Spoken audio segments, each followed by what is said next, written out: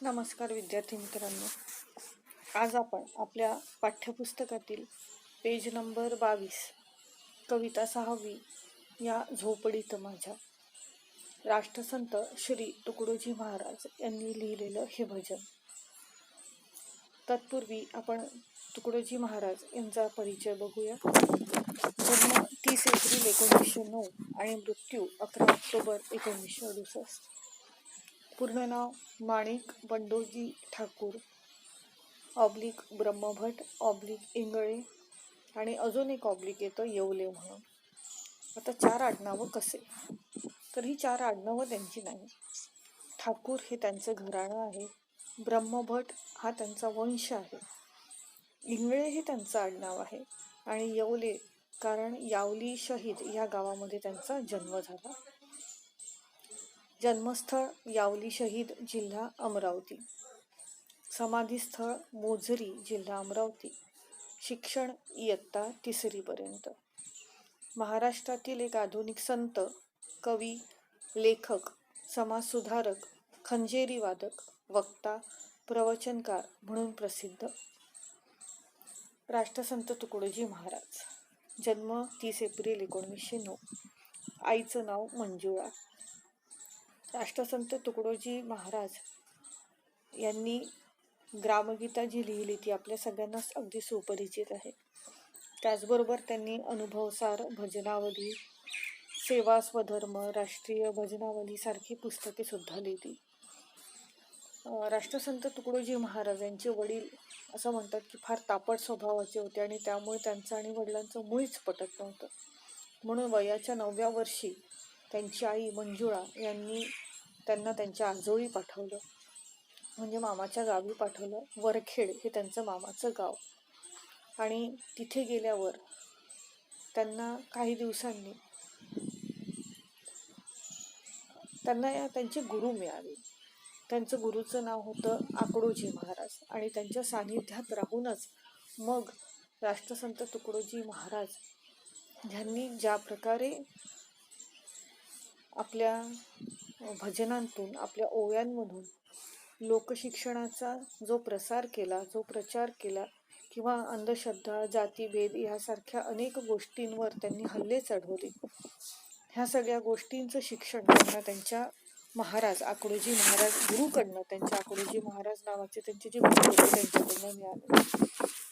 तर राष्ट्रसंत तुकडोजी महाराजांचा वाङ्मयीन कर्तृत्व जर आपण बघितलं, त्यांनी जवळपास 50 ग्रंथांची निर्मिती केली. त्यात ग्रामगीता आपल्याला सगळ्यांना माहिती आहे, त्याचबरोबर गीता प्रसाद, बोधामृत, अनुभव सागर, त्यानंतर हिंदी साहित्य, प्रीतबोध, प्रेम मंजरी यासारखे अनेक असे ग्रंथ सुद्धा राष्ट्रसंत तुकडोजी महाराज यांनी लिहिले आणि त्यामुळेच त्यांचं वाङ्मयीन कर्तृत्व फार मोठं होतं.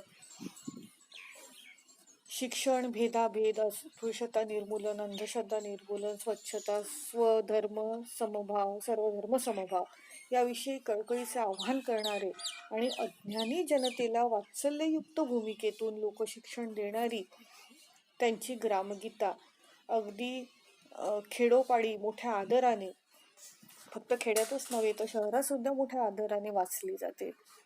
राष्ट्रसंत तुकडोजी महाराज यांनी अनेक सामाजिक कार्य केले. त्याच्यात मुख्य कार्य होतं ते अंधश्रद्धा निर्मूलनाचं. वैचारिक प्रगती त्यांनी केली, त्याचबरोबर महिलोन्नती केली.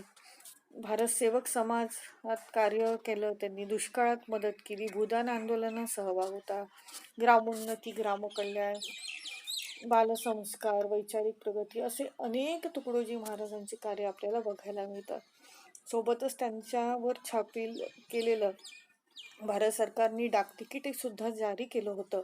ते डाकतिकीट सुद्धा मी तुम्हाला या PPT मध्ये दाखवलेलं आहे. आता आपण बघूया ह्या झोपडीत माझ्या या कवितेचा आशय. मी त्याच्यानंतर तुम्हाला कविता पुन्हा एक्सप्लेन करून देणार आहे. त्या कवितेचा आशय जर आपण थोडक्यात बघायला गेलं तर काय आहे, तर सुख दुःख या मानवी मनाच्या भावना असतात. मानलं तर सुख नाही तर दुःख अशी आपली भावना असते. आपण छोट्याशा 5 रुपयाच्या गोष्टीतही सुख मानतो, नाही तर 5,000च्या गोष्टीतही दुःख मानत असतो. ही आपली भावना असते. गरिबीतही सुख प्राप्ती होते हा संदेश आपल्याला या कवितेतून राष्ट्रसंतांनी दिलेला. श्रीमंत व्यक्तीलाही सर्व सुखे प्राप्त होत नाही. हा फार मोठा आशय या कवितेत लपलेला आहे. म्हणजे खूप श्रीमंत आहे आणि मग तो खूप सुखी असेल अशी आपली भावना असते, ही मानवी भावना आहे. पण जितकं श्रीमंत असं मला वाटतं की तितके त्याला दुःख असतात, कारण त्याला सतत भय असतं की आपल्या जवळची जी संपत्ती आहे ती कोणी नेऊ नये.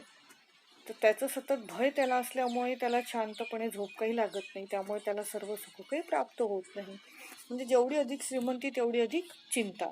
श्रीमंतीचा बळीजाव किंवा दारिद्र्याची लाज नको, हे राष्ट्रसंतांनी आपल्याला या कवितेतून शिकवलेलं आहे की गरीब आहे म्हणून आपल्याला लाज वाटायला नाही पाहिजे. जसे आहोत अशा प्रकारे आपण आपल्या जीवनाचा स्वीकार करावा. साधेपणाने जीवन जगणे हेच खरे सुख, असं राष्ट्रसंतांनी आपल्याला सांगितलेलं.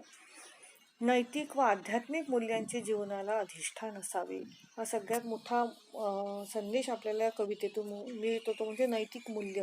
म्हणजे मूल्य कधी आपल्याला कोणत्या शाळेमध्ये, युनिव्हर्सिटीमध्ये वगैरे कुठे शिकवल्या जात नाही किंवा कोणत्या पुस्तकात असा स्पेशली त्याचा पाठ नसतो, पण ही मूल्य आपल्याला कवितेतून राष्ट्रसंतांनी शिकवलेली आहे.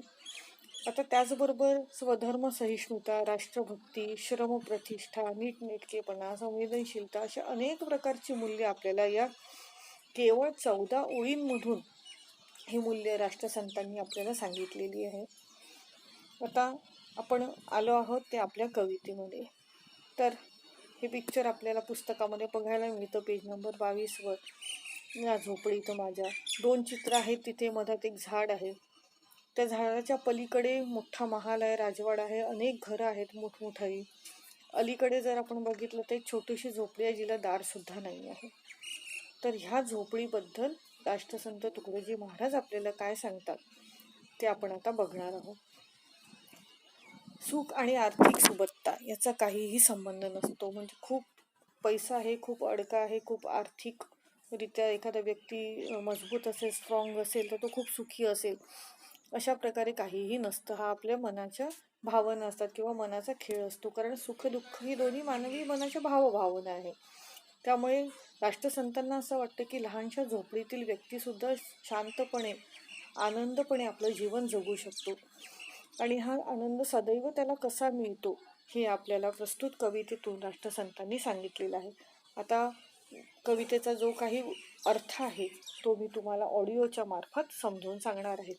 पण जेव्हा मी सांगणार आहे त्यावेळी आपलं पुस्तक आपल्या समोर ठेवायचं, जेणेकरून प्रत्येक ओळींचा अर्थ मी तुम्हाला स्पष्ट करून सांगेन. धन्यवाद.